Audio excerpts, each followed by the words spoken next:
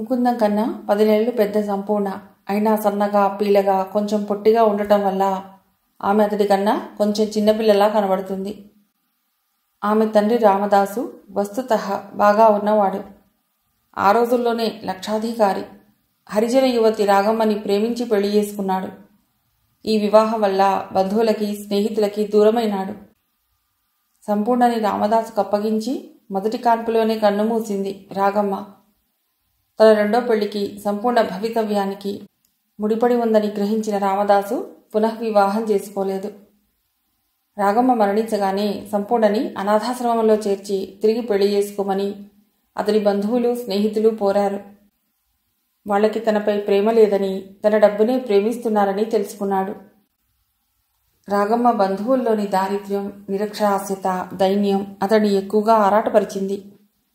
ధనవంతుల బీదవాళ్ల వ్యత్యాసాలకి కారణం పూర్వజన్మ విధి కర్మ అని సరిపుచ్చుకోలేకపోయాడు.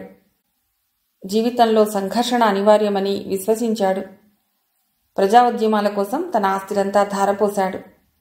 రాజకీయాల్లో మునిగిపోయాడు. ఆయా పెంపకంలో పెరిగింది సంపూర్ణ. రామదాసు ఇంటికి చేరువలోనే ఉంది చలపతిరావు గారిల్లు. ముకుందానికి సంపూర్ణ మొట్టమొదటిసారిగా ప్రాథమిక పాఠశాలలో పరిచయం అయింది. జీవితం అంటే ఏమిటో తెలియని వయస్సు నుండే వారి స్నేహం పెరిగింది. ముకుందం తరచూ సంపూర్ణ వాళ్ళింటికి వస్తూ ఉండేవాడు. ఆమె అంటే అతడికి వల్లమాలిన అభిమానం. అతడు కొంచెం మెతక, అందుకే అతడిపై ఆమె ఎప్పుడూ అధికారం చెలాయిస్తూనే ఉంటుంది. వయస్సుతో పాటు పెరిగిన వారి స్నేహం ఎప్పుడూ ఒకే పరిధిలో ఉండేది. ఒకరి పట్ల ఒకరికి విపరీతమైన అనురాగమున్నా, ఆరాధన ఉన్నా వాళ్ళెప్పుడూ హృదయాలు విప్పి విపులంగా వ్యక్తం చేసుకోలేదు. హద్దులు మీరి ప్రవర్తించలేదు. వారి సంభాషణలో సైన్స్, సాహిత్యం, రాజకీయాలు తప్ప ప్రేమ, గీమ వగైరాలు చోటు చేసుకునేవి కావు. సూర్యోదయం, సూర్యాస్తమయం చూడటం అంటే వాళ్ళిద్దరికీ చాలా ఇష్టం. తూర్పున నల్లటి చీకటి, మబ్బుల ఆకాశం, తూర్పున ఎరుపు, ఆ తర్వాత తెల్లబడ్డం, సాయంకాలం నీరెండ, పడమట తెలుపు ఎరుపుగా మారటం, ఆ తర్వాత నలుపుగా మారటం, నక్షత్రాల వెలుగు. ముకుందం బస్ ఎక్కగానే అతడికి ఇంకోసారి ధైర్యం చెప్పి ప్రయాణంలో జాగ్రత్త అని చిన్నపిల్లవాడిని హెచ్చరించినట్లు చెబుతూ అతడి కష్టం తన కష్టంగా భావించి ఆవేదనగా అక్కడి నుండి కదిలింది సంపూర్ణ. బస్లో కూర్చున్నాడు కానీ ముకుందం మనస్సు పరిపరి విధాలా పోతున్నది. నెల్లూరులో బస్ ఆగగానే గబగబా దిగేశాడు ముకుందం. ఎటువంటి దుర్వార్త వినవలసి వస్తుందోనని భయపడుతూ కళావిహీనంగా ఉన్న ఆ ఇంట్లో కాలు పెట్టాడు. అతన్ని చూసి చూడగానే, వచ్చావా నాయనా, నువ్వొక్కడివే రాలేదనుకుంటున్నా. చూడు నాయనా, మీ బావని ఎంత దేదీప్యమానంగా వెలిగిపోతున్నాడో చూడు, మీ బావని అంటూ బావురు మంది చంద్రశేఖరం తల్లి.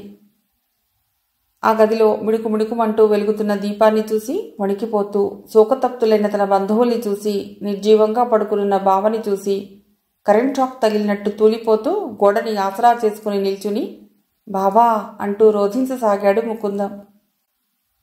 ఏం నాయనా, ఇప్పుడు వీలు కుదిరిందా నీకు? టెలిగ్రామ్ ఇచ్చి 2 రోజులయ్యింది. చివరి చూపులకి కూడా రాకుండా తీరిగ్గా ఏడవటానికి ఇప్పుడొచ్చావా? నిష్ఠురంగా దెప్పి పొడుస్తున్నది చంద్రం తల్లి. టెలిగ్రామ్ నిన్న రాత్రి వచ్చింది. వెంటనే బయలుదేరాను. టెలిగ్రామ్ 2 రోజులు ఆలస్యంగా అందించిన టెలిగ్రాఫ్ డిపార్ట్మెంట్ మీద అతడికి కోపం వచ్చింది. అసలు బావ ఇంత హఠాత్తుగా ఎలా చనిపోయాడో అతడి ఊహకి అందటం లేదు. ఆ విషయాన్ని ఇప్పుడు అడిగితే ఈ ఇంటి వాతావరణం మరింత దారుణంగా మారుతుంది. గతాన్ని తవ్వకూడదనుకుంటూ మౌనంగా కళ్ళు ఒత్తుకోసాగాడు. నా తలకి కొరివి పెట్టవలసిన వాడికే నేను... మాటలు రాక తువ్వాల్ని నోట కుక్కున్నాడు చంద్రం తండ్రి. పెళ్ళంటే 1000 ఏళ్ల పంటరా, తొందరపడకురా, మంచి చెడు చూసుకోవాలరా అంటే అప్పుడు చంద్రం వెళ్ళలేదు. ఉద్యోగం చేస్తున్న అమ్మాయి, నెలకి 400 జీతం, ఎర్రగా బుర్రగా ఉందని కనీసం జాతకాలు కూడా చూడనివ్వకుండా ఆఘా మేఘాల మీద పెళ్లి చేసుకున్నాడు. తన చావుని చేతులారా తెచ్చుకున్నాడు. ఊరికినే అన్నారా గొడ్డొచ్చిన వేళ అని అంటూ తన అక్కయ్యపై పరోక్షంగా ధ్వజమెత్తిన చంద్రం తల్లిని చూస్తూ కడుపు కోత, పెంచిన మమకారం అని సరిపెట్టుకున్నాడు ముకుందం. అయినా అక్కయ్య ఏం చేసింది? వాళ్లే తొందరపడ్డారు. ఉద్యోగం చేస్తున్న అమ్మాయిని కట్నం వద్దన్నారు. ఎర్రగా బుర్రగా అందంగా ఉందని లాంఛనాలు కూడా వద్దన్నారు. పెళ్లిని అతి నిరాడంబరంగా చేస్తామని తండ్రి అంటే రోజుల్ని బట్టి సర్దుకుపోవాలని హేమ అక్కయ్య అత్తగారు రాజీ పడింది. అన్నిటికన్నా చంద్రం బావకి అక్కయ్య బాగా నచ్చింది. అందుకే నిమిషాల్లో పెళ్లి జరిగిపోయింది. అంతా కలలా జరిగిపోయింది. హేమక్కయ్య అత్తగారింటికి వెళ్ళిన మొదటి నెలలో తన జీతంతో అత్తగారికి పట్టుచీర కొనిస్తే ఆవిడ తెగ మురిసిపోయింది. ఈ కాలంలో పుట్టవలసిన పిల్ల కాదు, మా ఇంటి దీపం, మా ఇంటి మహాలక్ష్మి అంటూ తెగ పొగిడింది.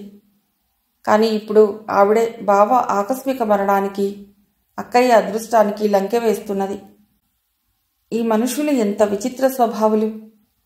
హేమ అక్కయ్య ఎక్కడుందో, అసలే బావగారు పోయి దుఃఖిస్తూ ఉంటే ఈ అత్తగారి మాటలు వింటూ ఎంతటి దుర్భర వేదనని అనుభవిస్తుందోనని ఆలోచిస్తున్నాడు ముకుందం. నంగనాచి కబుర్లు చెప్పి నా కొడుకుని నాకు దూరం చేసింది. ఈ ఉమ్మడి కుటుంబంలోంచి వేరు చేసింది. దాని సంపాదనంతా మేమంతా తింటున్నామని అనరాని మాటలు అంది. వేరింటి కాపురం పెట్టించింది. మా వాడి మనస్సు విరిచేసింది అంటూ ఆక్రోశాన్నంతా వెలుగుచ్చింది చంద్రం తల్లి.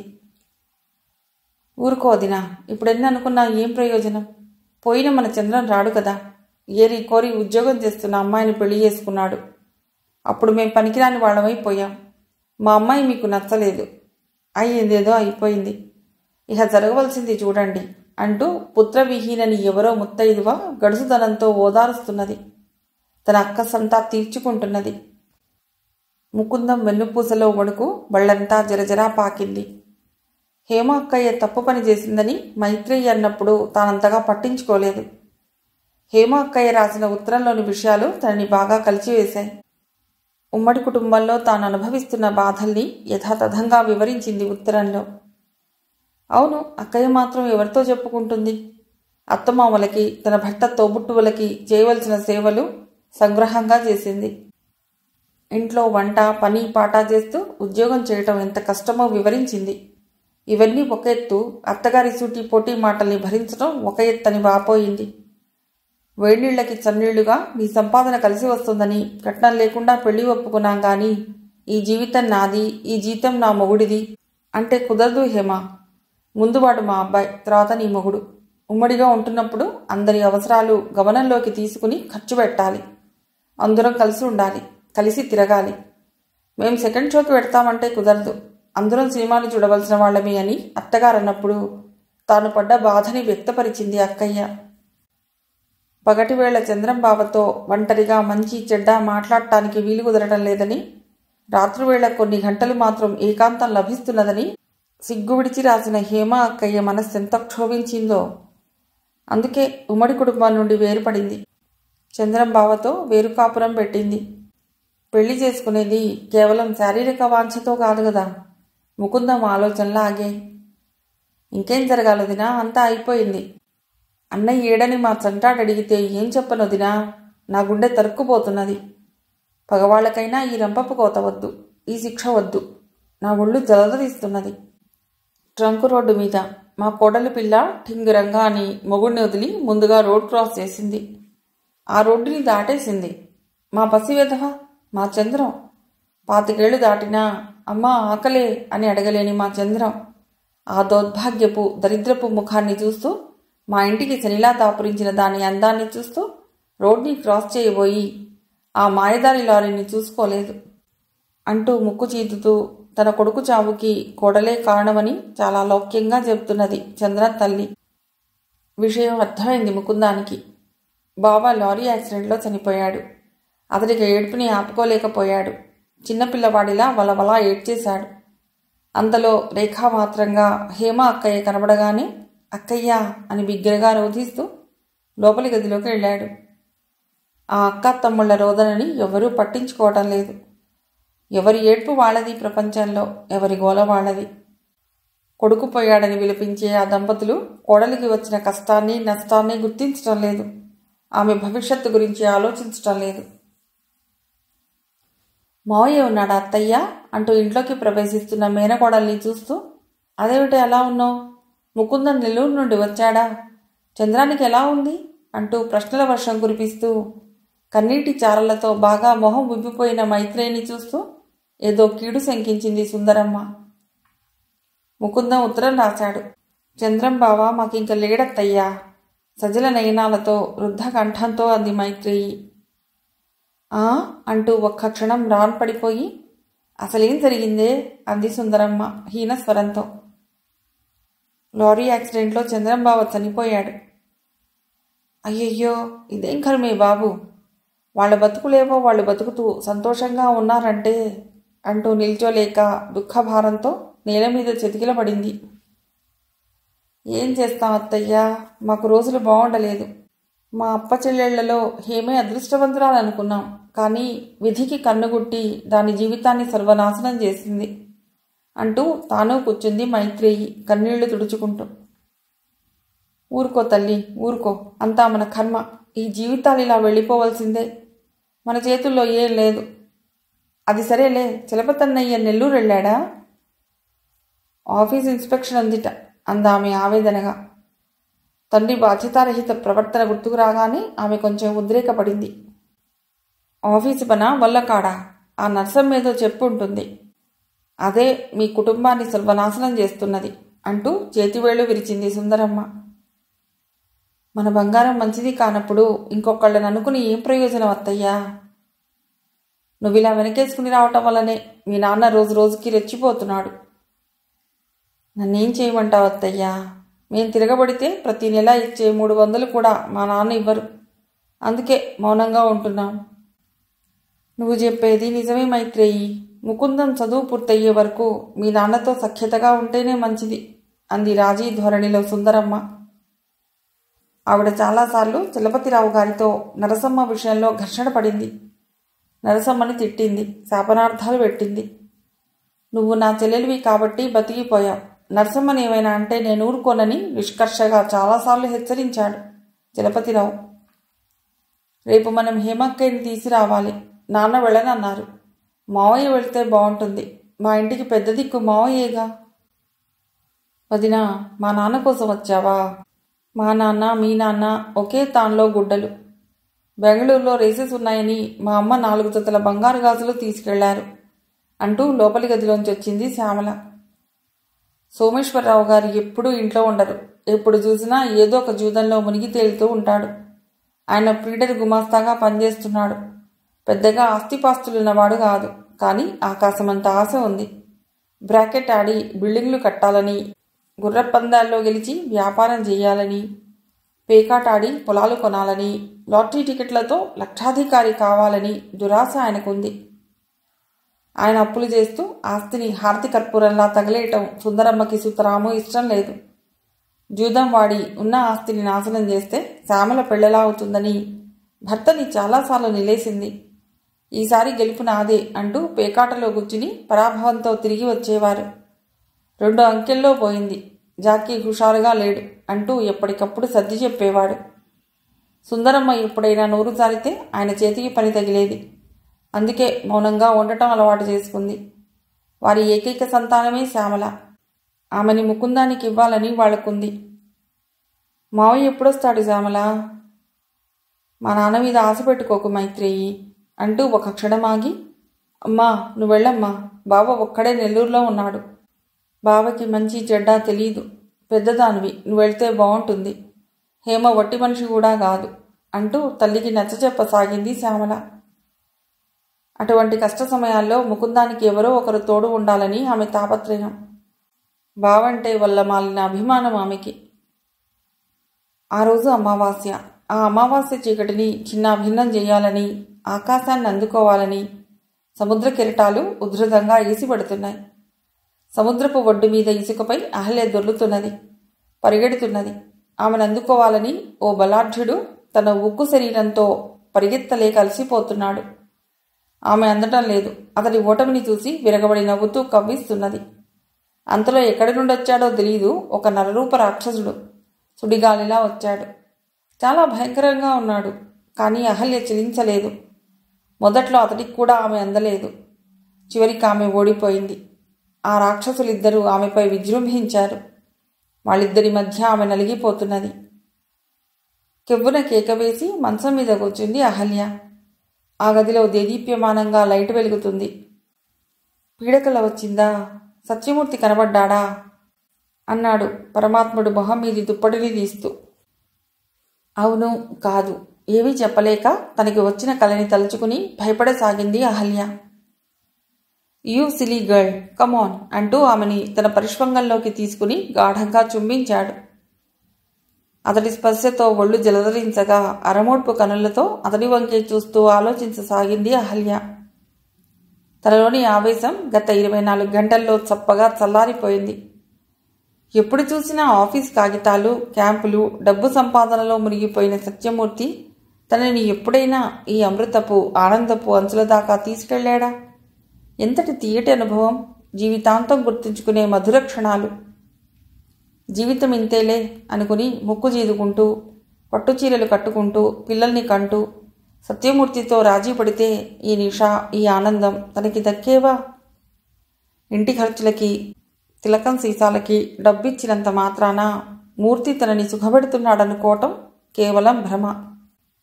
తన వాంఛలకి విశృంఖలత అని పేరు పెట్టి, అతడి కోరికలకి మాత్రం పవిత్ర వివాహ బంధం అని పేరు పెట్టి తనని వంచాడు. ఆడదాని అవసరం మగవాడికి ఉంటుంది, కానీ మగవాడి అవసరం ఆడదానికి ఉండకూడదనే క్రూరమైన మనస్తత్వం మూర్తిది. అందుకే తాను ఎదురింటి కాలేజీ కుర్రవాణ్ణి రెచ్చగొట్టింది, కవ్వించింది, ఉసిగొల్పింది. ఆ ఇంట్లో స్వేచ్ఛ ఉండదని మద్రాసులో మకాం పెట్టింది. జీవితాన్ని తనివి తీరా అనుభవిస్తున్నది. వీధి మెయిన్ గేట్ని దాటి రోడ్డు మీద ఒక క్షణం నిలబడి దృష్టి సారించి గాఢంగా నిట్టూర్చి వెనక్కి తిరిగి ఇంట్లోకి వచ్చింది మైత్రేయి. మళ్ళీ ఇంట్లో ఉండలేక తిరిగి మెయిన్ గేట్ దగ్గరికి వెళ్ళింది. వేప చెట్టు నీడలో గోనె సంచి మీద కూర్చున్న రంగడు, అక్కయ్య ఎందుకలా తిరుగుతావు? నువ్వెన్నిసార్లు తిరిగినా గంట లేటుగా రావాల్సిన బండి ముందుగా రాదు అన్నాడు అమాయకంగా చూస్తూ. తమ్ముడి ముఖాన్ని చేతుల్లోకి తీసుకుని బేలగా చూసింది మైత్రేయి. కిటికీ చువ్వలు పట్టుకుని బయటికి చూస్తూ ఆలోచిస్తున్నది పరిమళ. తానీరోజు వశిష్ఠతో మార్నింగ్ షో ప్రోగ్రాం పెట్టుకుంది. హేమ అక్కయ్య 10 గంటల బండికి వస్తున్నదని తెలిసాక తన కడుపులో ఎవరో దేవినట్లయింది. తన హృదయంలో అంతవరకు అణిగిపోయి నిగూఢంగా ఉన్న ప్రేమానురాగాలు ఒక్కసారిగా ఉవ్వెత్తున లేచేసరికి తట్టుకోలేకపోతున్నది. పసుపు కుంకుమలతో నిండు ముత్తైదువల కిలకిలా నవ్వుతూ వెళ్లిన హేమ అక్కయ్య ఇప్పుడు శాపగ్రస్తల కడు దైన్యంగా తిరిగి వస్తున్నది. తాను హేమని చూడగలదా? చదివిన చదువు పెద్దది కాకపోయినా అదృష్టవశాత్తు టైపిస్టు ఉద్యోగం రావటం, అనుకోకుండా పెళ్లి కుదరటం అంతా కల్లో మాదిరిగా జరిగాయి. అక్కయ్య అదృష్టాన్ని ఎంత వేగంగా అందుకుందో అంతకు మించిన వేగంతో దురదృష్టం ఆమెని వరించింది. పరిమళ ఇక ఆలోచించలేకపోతున్నది. శ్యామల కళ్ల ముందు పేపరున్నా దృష్టి మాత్రం రోడ్డు మీదే ఉంది. ఆమె ఆలోచనలు ముకుందంపై ఉన్నాయి. మావయ్య ఇంటిని పట్టించుకోడు. మైత్రేయి పరిమళలకి పెళ్లి సమస్య అలాగే ఉంది. ఏదో సుఖంగా ఉందనుకున్న హేమకి ఇలా అయింది. ఇప్పుడు ముగ్గురు అక్కల మంచి చెడుల బాధ్యత బావపై పడింది. ఎలా నెగ్గుకొస్తాడో. ఏది ఏమైనా బావ BA పూర్తి చేయగానే తన అమ్మ నాన్న తొందరపడతారు. తనని బావకి అప్పగిస్తారు. ఇది మాత్రం తప్పదు. ఆమె ఆలోచనలు ఆగాయి. కళ్ళకి నీటి పొరలు అడ్డొచ్చాయి. కానీ ఆమెకి స్పష్టంగానే కనబడుతున్నది. హేమని చుట్టేసిన మైత్రేయి చిన్నపిల్లల బోరున ఏడవటం. మైత్రేయి, నువ్వే ఇలా బెంబేలు పడితే హేమ ఇంకేం తట్టుకుంటుంది? అందులో అది ఒట్టి మనిషి కూడా కాదు. పరిమళ, అక్కేని లోపల తీసుకెళ్ళు. ముకుందం, సామాన్లన్నీ వచ్చినట్లేనా? శ్యామల, అలా కూర్చోకపోతే కొంచెం కాఫీ పెట్టకూడదు అంటూ వీలైనంత వరకు ఆ ఇంటి వాతావరణాన్ని మార్చడానికి ప్రయత్నిస్తున్నది సుందరమ్మ. పరాయి వాడిలా, తన సర్వస్వం కోల్పోయిన వాడిలా వీధి గుమ్మం దగ్గరే నిల్చున్నాడు ముకుందం. అన్నయ్య అంటూ రంగడు అతడి కాళ్ళని చుట్టేశాడు. రంగా అంటూ కన్నీరు తుడుచుకున్నాడు ముకుందం, గబగబా నడిచి వస్తున్న సంపూర్ణని చూస్తూ. హేమలత వచ్చిన తర్వాత కూడా చలపతిరావులో రవ్వంతైనా మార్పు రాలేదు. ఇంటి ఖర్చుల కోసం తాను ఇచ్చే డబ్బుని ఏమాత్రం పెంచలేదు. సత్యమూర్తి ఇల్లు ఖాళీ చేశాడు. నెలలు నిండిన హేమ ఉండటం వల్ల ఆ 2 గదుల పోర్షన్ ఎవరికీ అద్దెకి ఇవ్వలేదు. హేమని చూడటానికి వస్తున్న బంధువుల వల్ల కాఫీ ఖర్చు పెరుగుతున్నది. ఆ ఇంటిని నడుపుకుని రావటం మైత్రేయికి చాలా కష్టంగా ఉంది. అంతకీ హేమ తన మందుల ఖర్చు తానే పెట్టుకుంటున్నది. సంపూర్ణ అడపాదడపా వాళ్ళకి ఆర్థికంగా సహాయం చేస్తూనే ఉంది. కాలచక్ర పరిభ్రమణం చాలా విచిత్రమైనది. చూస్తూ ఉండగానే రెప్పపాటు కాలంలో క్షణాలు, ఘడియలు, దినాలు, మాసాలు గడిచిపోతున్నాయి. హేమలత ఆడపిల్లని ప్రసవించింది. ఆశ అని పేరు పెట్టారు. ఇప్పుడు హేమ తిరిగి ఉద్యోగంలో ప్రవేశించింది. ఇంటి ఖర్చుల కోసం కొంత డబ్బిస్తుంది. పరిమళ, వశిష్ఠల పరిచయం ప్రేమలా మారింది. తరచూ కలుసుకుంటున్నారు. చలపతిరావు గారికి వయస్సు పెరుగుతున్న కొద్దీ నరసమ్మ మీద వ్యామోహం పెరుగుతున్నది. రామదాసు జైలుకెళ్లాడు. రాజకీయ కారణాలు చూపించి సంపూర్ణని కాలేజీ నుండి డీబార్ చేశారు. ఆమె తాను నమ్మిన మార్గాన పయనిస్తూ రాజకీయాల్లో మునిగిపోయింది. సత్యమూర్తికి గుంటూరు ట్రాన్స్ఫర్ అయ్యింది. అతడు అహల్యని పూర్తిగా మర్చిపోయాడు. పునఃవివాహానికి అంగీకరించడం లేదు. ₹1 కొన్న లాటరీ టికెట్కి సోమేశ్వరరావు గారికి 10 లక్షలు వచ్చాయి. ఆ 10 గుర్రె పందాల్లో 25 లక్షలు అయినాయి. సుందరమ్మ ఇప్పుడు చలపతిరావు ఇంటికి రావటం లేదు. డబ్బు రావటంతో ఆ దంపతుల్లో అహం పెరిగింది. శ్యామలకి గొప్పిటి సంబంధం చేయాలని ఆలోచిస్తున్నారు. కానీ శ్యామల మనస్సు ముకుందంపైనే ఉంది. ఆ ప్రేమ మారలేదు. ముకుందం BA పాస్ అయినాడు. ఉద్యోగాన్వేషణలో పడరాని పాటలు పడుతున్నాడు. మైత్రేయి సలహాపై తిథి నక్షత్రం చూసి అప్లికేషన్లు పెడుతున్నాడు. గుళ్ల చుట్టూ ప్రదక్షిణాలు చేస్తున్నాడు. నిరుద్యోగానికి కారణం నేటి విద్యా విధానమేనని సంపూర్ణ ప్రేరణతో జరిగే ఊరేగింపులకి, బహిరంగ సభలకి వెళ్లేవాడు ముకుందం. తనదనే స్వంత వ్యక్తిత్వం లేదు ముకుందానికి. శారీరకంగా, మానసికంగా అతను ఒక అర్భకుడని చూస్తూ ఉంటున్నారు మైత్రేయి, సంపూర్ణ. మావయ్యని అడగరా, ఉద్యోగం వేయిస్తాడు. మావయ్య మంచి పొజిషన్లో ఉన్నాడు. నీకెక్కడైనా ఉద్యోగం ఇప్పిస్తాడు. ఎంతకాలం ఇలా గోడుగిల్లుకుంటూ కూర్చుంటావు అని హేమ పోరగా సోమేశ్వరరావు గారింటికి బయలుదేరాడు ముకుందం. ఇంటి ముందున్న గూర్ఖాని బతిమాలి మెయిన్ గేట్ దాటి పెద్ద బంగళా లాంటి ఆ ఇంట్లోకి ప్రవేశించాడు. మెయిన్ హాల్లో రావుగారు, వారి శ్రీమతి గారు కుక్కపిల్లలతో ఆడుకుంటున్నారు. ఆయన కుక్కపిల్లలకి బిస్కెట్లు వేస్తున్నారు, చిరిపిస్తున్నారు. ఆవిడ వాటిని ముద్దాడుతున్నారు. ముకుందం రాకని ఇద్దరూ గమనించినా అతన్ని చూడనట్లు నవ్వుకుంటూ కబుర్లు చెప్పుకుంటున్నారు. ఇటువంటి అవమానం జరుగుతుందని అతడు సంశయిస్తూనే ఉన్నాడు. అయినా రోటిలో తలబెట్టి రోకటి పోటులకు వెరవడం ఎందుకని మావయ్య అని పిలిచాడు ముకుందం. మేనల్లుడి పిలుపుకి సుందరమ్మ వెనక్కి తిరిగి చూసి ఎవరో పరాయవాణ్ణి చూసినట్లు గబగబా ఇంట్లో వెళ్ళింది. ఆవిడకిప్పుడు తన కూతుర్ని ముకుందానికిచ్చి పెళ్లి చేయటం ఇష్టం లేదు. హైక్లాస్ ఫ్యామిలీతో బియ్యం పొందాలని ఆవిడకుంది. అందుకే వీలైనంత వరకు తన అన్నయ్య కుటుంబానికి చాలా దూరంగా ఉంటున్నది. ఎవరు? ముకుందమా? ఎప్పుడొచ్చావోయ్? నేను అనుకుంటూనే ఉన్నాను నువ్వు వస్తావని. నాకు తెలుసోయ్, డబ్బా లాంటిది అన్నాడు రావు నిష్ఠూరంగా. ఏమిటి మావయ్య నువ్వనేది? అమాయకంగా అన్నాడు ముకుందం తన మామూలు ధోరణిలో. ఒరేయ్, వయస్సు రాగానే సరికాదురా, మర్యాదగా మాట్లాడటం నేర్చుకోవాలి. నువ్వు ఏమిట్రా అంటూ కళ్ళెగరేసి, ఎక్కడ ఉండవలసిన వాళ్ళు అక్కడే ఉంటే మంచిది. బెల్లం చుట్టూ చీమలు చేరతాయని నాకు తెలుసు. అయినా నిన్నని ఏం ప్రయోజనం? మీ వంశమే అలాంటిది. ఆ తండ్రికి కొడుకువేగా అంటూ మేనల్లుడితో విరోధం పెట్టుకోవాలనే కుతూహలంతో ఆగాడు. ఎటువంటి దారుణమైన అవమానాన్నైనా సహించటానికి సిద్ధమై వచ్చిన ముకుందం నెమ్మదిగా అన్నాడు, నాకు ఉద్యోగం కావాలండి. ఉద్యోగం కావాలా? ఫారెన్లో చదివిన వాళ్లే ఫుట్పాత్లపై అడుక్కు తింటున్నారు. బోడి BAకి ఏం ఉద్యోగాలు దొరుకుతాయి? కిరాణా షాప్లో పనిచేస్తావా? నెలకి 200 ఇప్పిస్తాను అంటూ అతన్ని రెచ్చగొడుతున్నాడు. చేస్తాను, ఏ ఉద్యోగమైనా చేస్తాను. శ్రీ మహాలక్ష్మి స్టోర్స్ షావుకారికి ఇప్పుడే ఫోన్ చేస్తాను, నువ్వు వెంటనే అక్కడికి వెళ్ళు అంటూ ఏదో అర్జెంటు పని ఉన్నట్లు ఇంట్లోకి వెళ్ళాడు సోమశేఖరరావు. నిర్జీవంగా రోడ్డు మీదికి వచ్చాడు ముకుందం. హాల్ట్ బావా, హాల్ట్ అని కేక వినబడగానే అతడు ఆగాడు. శ్యామల కారు దిగి వస్తూ, మా ఇంటి నుండా అంది మందహాసం చేస్తూ. ఎందుకలా అనుకుంటున్నావు? రక్తం అతడి కళ్ళలోకొచ్చింది. ఏదో తెలియని పరాభవంతో ఉడికిపోతున్నాడు. నీ అవతారమే చెప్తున్నది. సారీ బావా, మా అమ్మ నాన్న బాగా మారిపోయారు. పూర్తిగా డబ్బు మనుషులైపోయారు. నేను నీ ఊసెత్తగానే మండిపడుతున్నారు. నన్ను ఒక కోటీశ్వరుడికి కట్టబెట్టాలని ప్రయత్నిస్తున్నారు. డోంట్ వరీ బావా, నేను నీదాన్నే. ఇంకొక 6 ఏళ్లలో నా MBA పూర్తవుతుంది. నువ్వు ఈ 6 సంవత్సరాల్లో పెద్ద ఆఫీసర్ అయిపోతావు. మా అమ్మ వాళ్ళు మన పెళ్లికి ఒప్పుకుంటే సరే, లేకుంటే ఇంచక్కా రిజిస్టర్ ఆఫీస్కి వెడదాం. ఎందుకైనా మంచిదని నేను రోజు రుక్మిణీ కళ్యాణం తాత్పర్య సహితంగా చదువుతున్నాను. ఇక నీదే ఆలస్యం అంటూ కిలకిలా నవ్వేసింది శ్యామల. అంతవరకు పడిన అవమానాల్ని, బాధల్ని మర్చిపోయాడు ఆమె వాగ్ధోరణికి. శ్యామల అతన్ని వాంఛిస్తున్నది. ఆమెని ప్రేమించే శక్తి, తీరిక లేవు ముకుందానికి. అతని జీవితంలో అడుగడుగునా అన్ని సమస్యలే. అలాని అతనికి శ్యామలంటే ఇష్టం లేదని కాదు. ఆ ఇష్టాన్ని ప్రేమగా ఆలోచించడు ముకుందం. కిరాణా షాప్లో చేరాడు ముకుందం.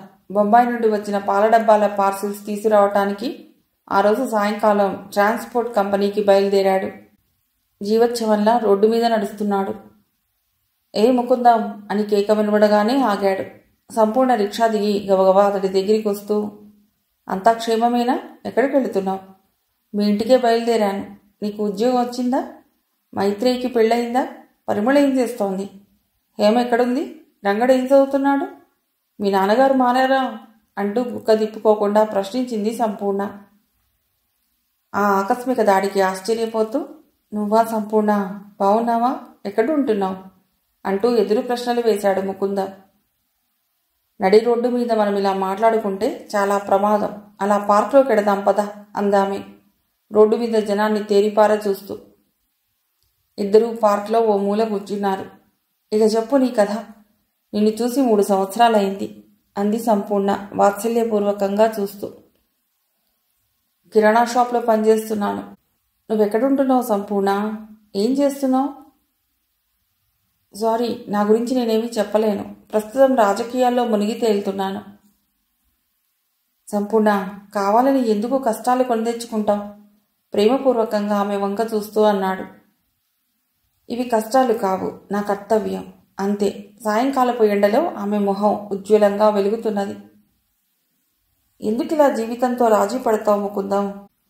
లంచాలతో, రికమెండేషన్లతో కనీస అర్హత లేని వాళ్ళకి చాలా సులభంగా ఉద్యోగాలు వస్తున్నాయి. ఈ అన్యాయాల్ని చూస్తుంటే నీ కడుపు మండటం లేదు? చేతులు కట్టుకుని కూర్చుని నా కర్మ, పూర్వజన్మ పాపఫలం అంటూ వేప పుల్లలు అమ్ముకుంటూ బ్రతకటానికి నీకు సిగ్గువేయటం లేదు? నువ్వు చదివిందేమిటి? ఈ సమాజం నీ నుండి ఆశిస్తున్నదేమిటి? నువ్విప్పుడు అనుభవిస్తున్నదేమిటి? ఒక్కసారి ఆలోచించు. నీ కర్తవ్యం బోధపడుతుంది. ముకుందం పార్క్లో ఎండిన చెట్లని చూస్తున్నాడు. ఆ చెట్టు కొమ్మల వెనుక సూర్యుడు. నన్ను ఇప్పుడేం చేయమంటావు సంపూర్ణ? నేనొక్కడిని ఏం చేయగలను? మనసులోని వ్యధంతా అతడి మొహంలో కనబడుతున్నది. నీకు జీవితంలో ఏది కావాలో తెలుసు. నీకు కావలసిన దానితో జీవితంతో తగాదా పడు. సర్దుకుపోయే మనస్తత్వం చాలా ప్రమాదం. నాకు పరిస్థితులు అనుకూలించడం లేదు. అతని మాటలు పూర్తి కాకుండానే ఆవేశంగా అందుకుంది సంపూర్ణ. నాకే పరిస్థితులు అనుకూలిస్తే ఈ ప్రపంచాన్ని క్షణాల్లో మార్చేస్తా అన్నట్ట ఎవరో నీ బోటివాడు. అది కాదు సంపూర్ణ. ఏది కాదు? రోజూ ఈ అసంతృప్తితో జీవోత్సవంలా బతికే బదులు నూతన సమాజ. ఆమె ఆగింది. గబుక్కున లేచి, వస్తాను ముకుందం, నేను వెళ్ళాలి. అందరినీ అడిగానని చెప్పు. నేను చెప్పిన విషయాలు మర్చిపోకు. అప్పుడే నీకు మంచి రోజులు వస్తాయి అంటూ ఎవరో పిలిచినట్టు పార్కు ముందు ఆగిన రిక్షాలో ఎక్కింది సంపూర్ణ. రిక్షాలో ఆమె కాక ఇంకెవరో ఉన్నట్లు గమనించాడు ముకుందం. ట్రాన్స్పోర్ట్ కంపెనీకి వెడుతూ పరిపరి విధాలా ఆలోచిస్తున్నాడు ముకుందం. సంపూర్ణ, సంపూర్ణ ఎవరీమే? ఎందుకు తనపై ఇలా అధికారం చెలాయిస్తున్నది? ఆమె బంధువు కాదు, కేవలం స్నేహితురాలే. రక్తబంధువు కన్నా మిన్నగా అవసరం వచ్చినప్పుడు ఆదుకుంటున్నది. ఆమె తనని ప్రేమిస్తోందా? తాను ఆమెని ప్రేమిస్తున్నాడా? పెళ్లి చేసుకుంటాడా? చాలా క్లిష్టమైన ప్రశ్నలు. వీటి గురించి తాను గాని ఆమె గాని ఎప్పుడూ ఆలోచించలేదు. వాళ్ళ స్నేహబంధం బలీయమైంది, స్వార్థరహితమైనది. నేను చాలా రోజులుగా కనిపెడుతున్నాను. నువ్విక్కడ ఉంటావు కానీ నీ మనసు ఎక్కడో ఉంటుంది. ఎప్పుడూ ఏదో ఆలోచిస్తూ ఉంటావు. నీకెన్నిసార్లు చెప్పాలి? కిలో కందిపప్పు 2 రూపాయలని అంటూ కోపంగా విసుక్కున్నాడు షావుకార్. మీరే కదండి 30% లాభంతో అమ్మమన్నారు. మనం క్వింటాల్ 140కి కొన్నాం. అందుకని కిలో 152 పైసలని చెప్తున్నాను. తన తప్పు లేదన్నట్లు సమాధానం చెప్తున్నాడు ముకుందం. ముకుందం, నీకు లౌక్యం తెలవదయ్యా. ఈరోజు క్వింటాల్ కొనుగోలు ధర 170 ఉక్రోషంగా అన్నాడు షావుకార్. మనం వారం రోజుల క్రితమే 100 బస్తాలు 140కి కొన్నాంగా. ఆ సరికి ఇంకా ఉంది. అతడి మాటలకు అడ్డు వస్తూ, నీ మాటలు వింటుంటే నాకు కోపం, ఏడుపు రెండూ ఒకేసారి వస్తున్నాయి. ఏదో సోమేశ్వరరావు గారి మాట తీసేయలేక నీకు ఈ ఉద్యోగం ఇచ్చాను. ఇలాంటి వాళ్ళు షాపులో ఉంటే 4 రోజుల్లో నా వ్యాపారం దివాళా తీస్తుంది. ట్రాన్స్పోర్ట్ కంపెనీకి 4 గంటలకి వెళ్ళి పార్సల్ రాలేదని ఇప్పుడు వచ్చావు. ఇప్పుడు 8 గంటలు దాటింది. ఇంతవరకు ఏం చేస్తున్నావు అంటూ ముకుందంపై మండిపడసాగాడు షావుకార్. ముకుందం ఏదో కుంటి సాకు చెప్పబోయేసరికి 3 కొనుగోలుదారులు వచ్చారు. వాళ్ళు అడిగిన వస్తువుల్ని ఇస్తున్నాడు. హలో రాజశేఖరం, ఎక్కడికి హడావుడి ప్రయాణం అని ఓ కొనుగోలుదారుడు ప్రశ్నించేసరికి సైకిల్ మీద పెడుతున్న రాజశేఖరం సడన్ బ్రేక్తో ఆగి అంగడి దగ్గరికి వస్తూ అన్నాడు. హేమలత అడ్రస్ సంపాదించాను గురు. పంచదార తూస్తున్న ముకుందం తలపైకెత్తాడు. అసాధ్యుడివిరా. దాని పక్క సీట్లో 10 నెలలుగా పనిచేస్తున్నా పరిచయం చేసుకోలేకపోయాను. హేమ మహామొండిది అంటూ బట్టతల కొనుగోలుదారుడు రాజశేఖరాన్ని అభినందిస్తున్నాడు. ఎవరో ముళ్ళకంచెతో మొహంపై కొట్టినట్లయింది ముకుందానికి.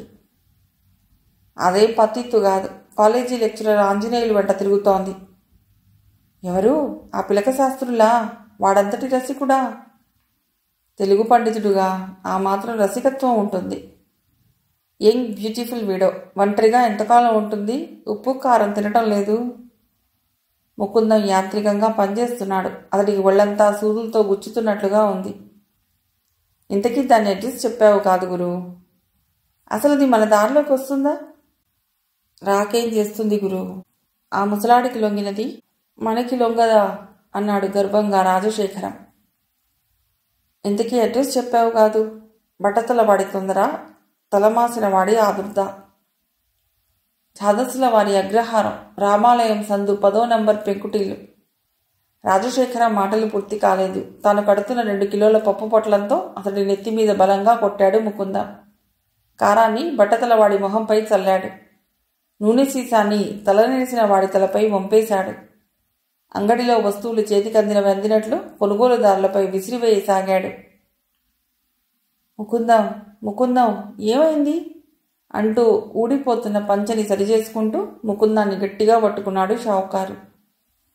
బోర్లో సింహంలా రొప్పుతున్నాడు ముకుందం. కొనుగోలుదారులు తమ కసి తీరా అతన్ని కొడుతున్నారు. అంతలో పెద్దగా శబ్దం చేస్తూ పోలీసు జీపు షాపు ముందు ఆగింది. పోలీస్ ఇన్స్పెక్టర్ లాఠీ ఆడిస్తూ వచ్చి ముకుందం భుజంపై చెయ్యి వేసి, mister Mukundam, you're under arrest అన్నాడు.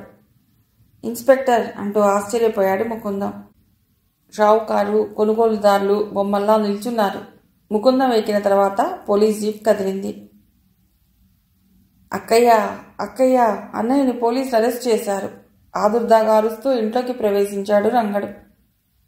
ఆశకి అన్నం తినిపిస్తున్న మైత్రేయి షాక్ తగిలినట్లు వెనక్కి తిరిగింది.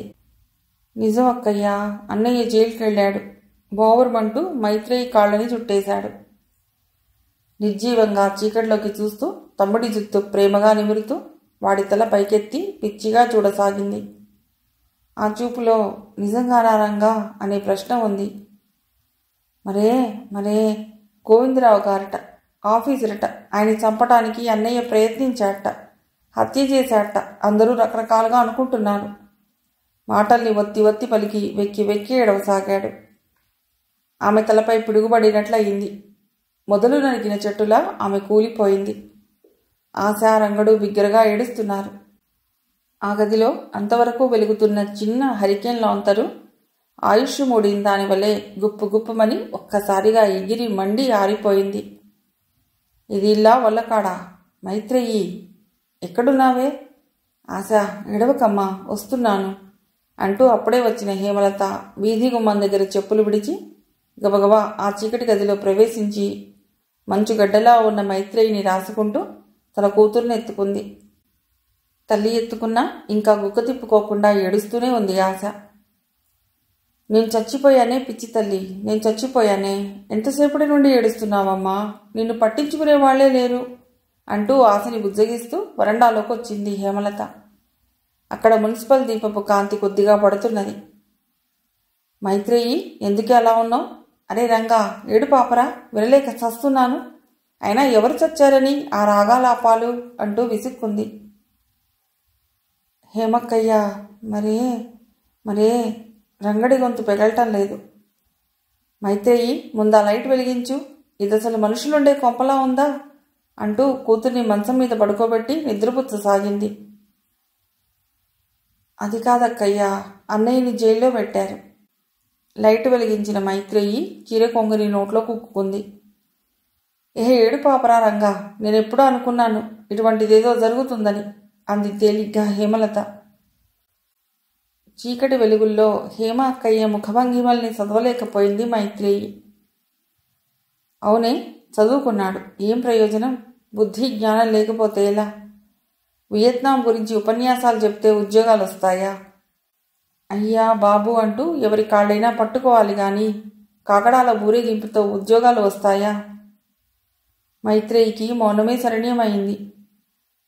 నలుగురితో పాటు నారాయణ అన్నారు. లంచం రికమెండేషన్ లేకుండా ఉద్యోగాలు ఎలా వస్తాయి? మావయ్యని ప్రాధేయపడరా అంటే వినడు నామోషి. అయినా ఇప్పుడు ఆ కిరాణా షాప్లో ఉద్యోగం ఎవరిప్పించారనుకుంటున్నావు? మనం విప్లవం, ఆశయం, సోషలిజం, ప్రేమ వగైరా పదాల్ని చూసి మోసపోకూడదు. మనది మధ్యతరగతి కుటుంబం. ఆర్థికంగా ఎదగాలనే కోరిక మనకుంది. ఎలా, ఏ విధంగా ఎదగాలన్నది ప్రశ్న కాదు.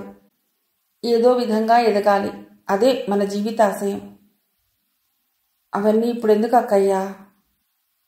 అవునే, నీకన్నీ అనవసరం. పూజలు చేస్తే చాలు, దేవుడు కోరిన వరాలు ఇస్తాడనే పిచ్చి నమ్మకం నీకుంది. ఈ ప్రపంచంలో బ్రతకాలంటే ముఖ్యంగా కావలసినది స్వార్థం, లౌక్యం. ఈ రెండు ముకుందం దగ్గర మృగ్యం. ఇప్పుడు అవన్నీ ఎందుకక్కయ్యా? అవునే, నీకన్నీ అనవసరం. నా పిల్ల ఏడుస్తున్నా చచ్చిపోయినా పర్వాలేదు. నీకు ముకుందం కావాలి.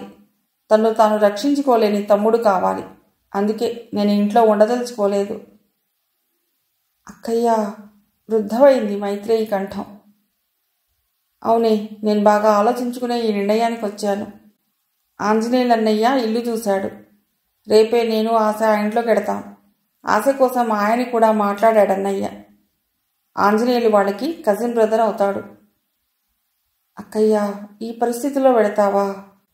రోధనాపూరిత స్వరంతో అడిగింది మైత్రేయి. ఇంతకన్నా అధ్వాన పరిస్థితుల్లో వెళ్ళటం నాకు ఇష్టం లేదు.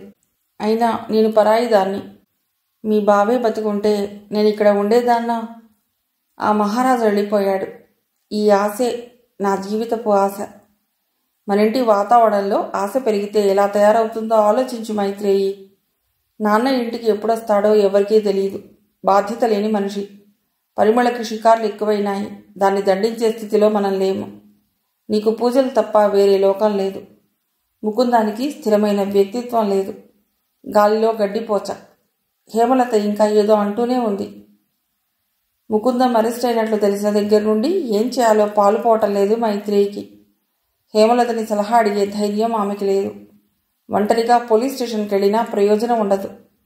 తండ్రి కోసం నరసమ్మ ఇంటికెడితే తనకి పరాభవమే మిగులుతుందని ఆమెకు తెలుసు. శ్యామల బర్త్డే పార్టీకి వెళ్ళింది పరిమళ. ఆమె దుఃఖాన్ని పంచుకోవటానికి రంగడు మినహా ఎవ్వరూ కనపట్టలేదు. శ్యామల కిటికీ దగ్గర నిలబడి కళ్ళార్పకుండా బయటికి చూస్తున్నది. ఆమె తెల్లని దుస్తుల్లో దేవతలా ఉంది. భీముడు ద్రౌపదికి కానుకగా ఇచ్చిన స్వచ్ఛమైన సౌగంధిక పుష్పంలా ఉంది. ముకుందం బాబు వస్తాడా రాడా? వస్తే హేమవదిన వస్తుంది, మైత్రేయి రాదు. బావొస్తే ఎంత బాగుంటుంది అని తనలో తాను తర్కించుకుంటున్న శ్యామల తండ్రి పిలుపుకి ఉలిక్కిపడింది. అమ్మాయి, నువ్విక్కడే ఉన్నావా? కింద నీకోసం గెస్ట్లు ఎదురు చూస్తున్నారు అన్నాడు సోమేశ్వరరావు.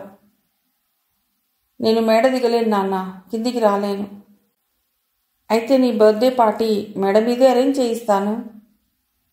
బావొస్తే గానీ నేను బర్త్డే చేసుకోను.